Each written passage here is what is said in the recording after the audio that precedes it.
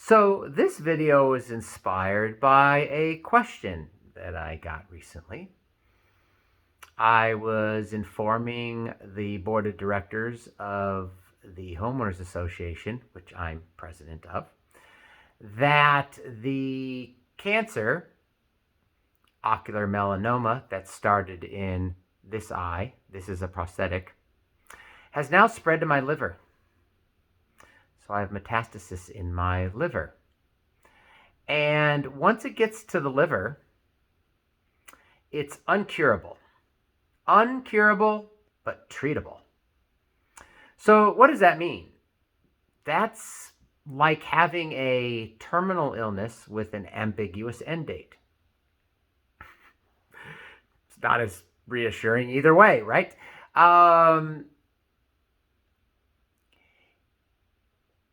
I don't have, you have 6 months to live.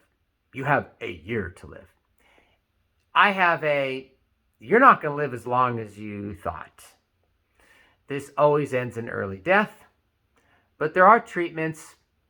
None of them work all that well, but if you respond well to a treatment, you stick with it, and hopefully the tumor load continues to be suppressed at a level to where you maintain your liver function, and you can kick the can down the road for another year, right?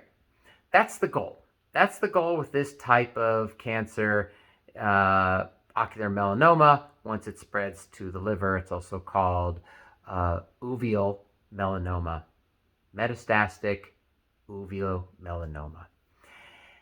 And once it's there, it's a game of whack-a-mole, using various treatments to suppress the tumors until nothing works and the tumors overcome you and you die.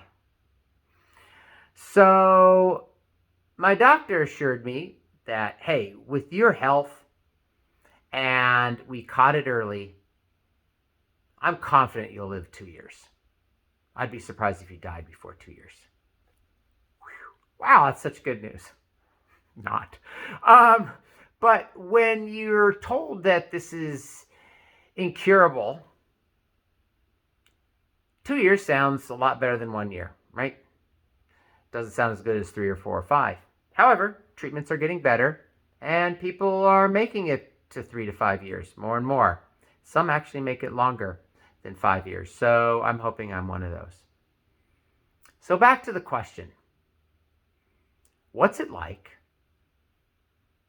to have incurable cancer, right? To know you're going to die much sooner than you thought. What's it like to think about death on a daily basis? That's what I do. I meditate on my mortality every single day.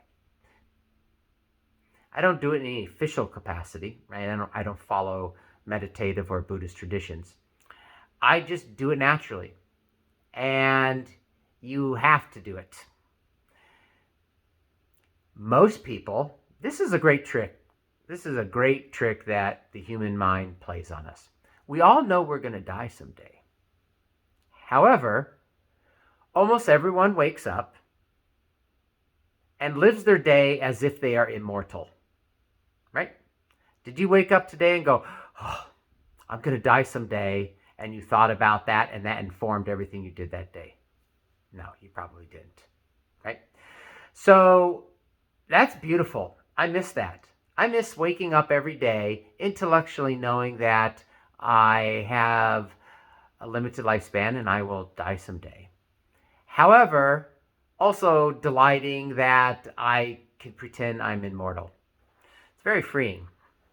However, once that changes and you know that's not going to happen, and you have a general idea of how long you'll live, I have to meditate, think, however you want to describe it. I have to think about my own mortality and my own death. I do it daily. Some days more than others, but I don't think I ever make it through a day without thinking about it. I have to come to grips with dying early. I have to come to grips with my own mortality so I can free myself to live in the present. Right? I have to shift to the future that I'd prefer not to think about. But I have to shift to the future and make peace with it to release myself so I can live in the present. It's a lot of work. It's very time consuming. This doesn't come easy. Some days are harder than others. Some days it's pretty easy to think about it, and some days it bums you out. So it chews up a lot of emotional energy. It's exhausting, really. So that's kind of the bummer about this. Besides dying early, there's other bummers. And that is, if you went to somebody on the street and said, hey, if you had 2 years to live, what would you do? Most people would come up with some elaborate fantasy, right? I would travel Europe. I'd travel the world. I would have sex every day. I would eat donuts for breakfast and ice cream for lunch, right? They would just go hog wild, and they'd live this wild life of abandon and enjoy every minute. However, that fantasy completely dismisses the reality of living with that knowledge that you only have 2 years, right? It's a big difference than thinking about all the things you would do in those 2 years versus coming to grips with it. There's also just the reality of money, time, energy, right? Just because you have terminal cancer or an untreatable disease or untreatable cancer, uncurable, you're going to die early. You don't just get a big check from the government. Nobody just gives you money, right? You still have bills to pay. Now, maybe you're older and you're living comfortably on retirement. But if you're still earning a living, how are you going to continue to earn a living when so much of your day is chewed up with the emotional weight of your mortality, as well as all of the doctor's appointments, the scans, the blood work, the treatment, the side effects from the treatment, which can be very severe, can wipe you out. You can have vomiting every day and diarrhea and skin rashes and blurred vision, depression, bone pain, muscle pain, water retention, weight gain. It goes on and on. When you're talking about saving your life from cancer or extending your life on cancer, there's no easy treatment. It's all hard. So there's a big part of your day gone, right? How are you supposed to live this crazy life of abandon, enjoying every minute, when every day you have to come to terms with your own mortality? When every day you have to deal with the emotional weight. You have to make sure insurance is paying for your treatment. You have to schedule your treatments. You have the side effects, the scans, the blood work, right? So it becomes this part-time job just maintaining your disease and hopefully living as long as possible. And if you're still working, that's going to hurt your income. So no, you're not going to be going to Europe. You might be able to maybe go to an additional concert, every month or something. You might be able to squeeze out a little more thing, but you still have to eat every day too. You still have to sleep. You still have to eat. You have to poop and pee, right? So I'm here to tell you that finding out you have incurable cancer or a terminal illness, it's not as awesome as you think it's going to be. It's really mundane, actually. It's kind of tiring. It's boring. It's mundane. It's kind of a slog. You spend a lot of time dealing with things emotionally and physically. You spend a lot of time scanning and dealing and working on your treatments. You sleep a lot. You sleep more. You're just emotionally drained, right? So it's a lot more mundane than you think. It's not that exciting. It's really just another thing that you have to deal with every day. It's hard. Some days are really easy. Some days are harder than others. If you let the emotions come and go, pass right through you, right? Those bad days are usually short-lived. You wake up the next day and you feel a lot better, right? But I also have to do estate planning. Wasn't thinking about that. Put the home in a trust. Make sure I'm not, my name isn't on anything, right? I have to think about what my partner's going to do when I'm gone. What type of mess am I going to leave behind? I got a lot of stuff. I got a lot of artwork. I got a lot of intellectual property. I've got passwords to all these sites. I have hosting sites, and some of them I want to be maintained after my death. There's a lot of things going on. I don't want to leave my partner to sort through my crap while she's in mourning.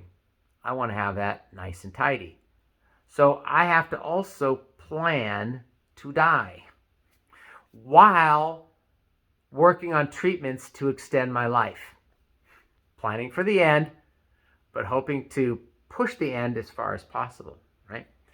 So that's a burden too, right? I'm going to have to hire a lawyer to kind of, figure out how to set up our house and our finances and work out a will and all that other good stuff. So that's what it's like when you're living with the knowledge that your cancer can't be cured. It can only be suppressed, but eventually suppression won't work. And then your organs will fail and you'll just die. It is what it is. I mean, I don't want to go through this. I don't wish this on anybody, but you can manage it if you're on top of it. But you really have to be honest with yourself. You have to confront your mortality every single day and make peace with it.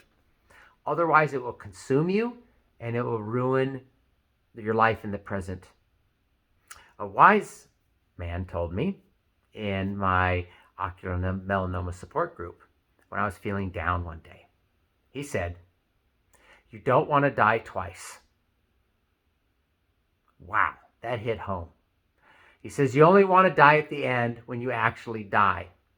But if you don't come to grips with this reality, it will spill over into the now, and you will be dying now in the present. Dying meaning your spark for life will die. Your interest in life will die. Anxiety and depression will consume you. So he said, don't die twice, right? Don't die twice. I was like, wow. Snapped me out of my funk immediately. I'm like, yeah, why am I wallowing in self-pity here? Why am I doing this? I don't want to die twice. I want to die at the end. Only once at the end when I legitimately just die. So right now I plan to live every day to the best of my ability. I do that by thinking about the inevitable so I can be free of that and live in the present. While also kind of slowly getting my affairs in order and wrapping up some projects. I have a lot of creative projects I need to finish as well. So I have kind of a schedule for the next 2 to 5 years that I plan on checking off these final things. And hopefully I'm not too sick from my treatments to enjoy it all. So thanks for listening. And if you have a terminal illness or an incurable cancer, I hope this brought you some comfort. You're not alone. And if somebody sent this to you so you would understand their situation, I hope it's helped you get a handle on what they're going through right now and understand why they're not super excited to go on vacation and do all these crazy fun things. They got a lot on their plate right now. There's only so much time in a day, and so only so much mental and emotional energy to live your best life. So thanks. And it's time for a sitcom freeze frame.